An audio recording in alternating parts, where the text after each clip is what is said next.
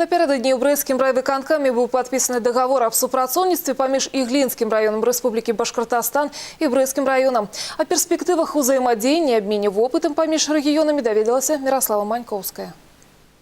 Думкі аб супрацоўніцтве з Брэсцкай вобласцю з'явіліся ў дэлегацыі Башкортостана яшчэ ў мінулым годзе. Тады прэзідэнт рэспублікі прыязджаў з рабочым візітам у нашу вобласць і зацікавіўся пытаннем развіцця малочнай жывёлагадоўлі ў Сінявокай. Сёння для падпісання дагавору аб супрацоўніцтве ў першую чаргу ў сферы сельскай гаспадаркі ў Брэст прыехалі намеснік кіраўніка адміністрацыі Іглінскага раёну Рэспублікі Башкортостан і 16 кіраўнікоў сельскіх паселішчаў по-нашаму сельсоветаў. С удовольствием мы к вам приехали в гости, нас хорошо, тепло встретили, мы очень рады, что вот эта сегодняшняя наша встреча состоялась и подписание соглашения о взаимном сотрудничестве.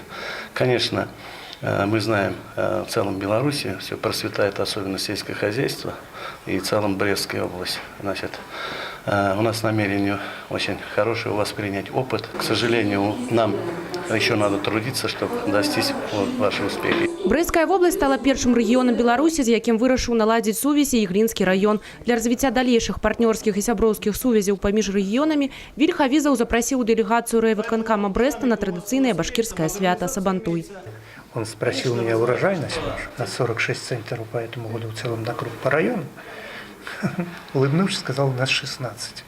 Поэтому вы понимаете, что есть о чем говорить и над чем работать. Здесь, очевидно, и наши технологии производства и возделывания, и наши технологии согласно программе развития молочного скотоводства. Делегация Республики Башкортостан прабудзе з візітам у Брэсце 3 дні. У праграме наведванне брэсцкіх сельсаветаў, вытворчых прадпрыемстваў, а таксама гісторыка-культурных аб'ектаў. Мирослава Манькоўская, Тыгран Акапян, абласныя навіны, Брэст.